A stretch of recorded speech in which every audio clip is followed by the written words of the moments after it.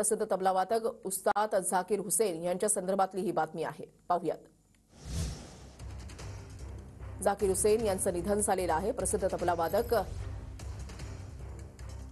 झाकीर हुसेन यांच्यावर अमेरिकेमध्ये उपचार सुरू होते। ते 73 वर्षांचे होते। सॅन फ्रान्सिस्कोमधल्या रुग्णालयामध्ये त्यांनी अखेरचा श्वास घेतलेला आहे। मागच्या आठवड्यामध्ये सुद्धा त्यांना रुग्णालयामध्ये दाखल करण्यात आलेलं होतं, मात्र प्रकृती बिघडल्यामुळे त्यांना पुन्हा रुग्णालयामध्ये दाखल केल्यानंतर त्यांची प्राणज्योत मालवलेली आहे। झाकीर हुसेन यांच्यावर अमेरिकेमध्ये उपचार सुरू होते। केंद्रीय मंत्री नितीन गडकरी यांनी ट्विट करत आपल्या भावना व्यक्त केल्यात। प्रसिद्ध तबलावादक उस्ताद झाकीर हुसेनजी यांच्या निधनाची बातमी अत्यंत दुःखद आहे, त्यांना माझी श्रद्धांजली।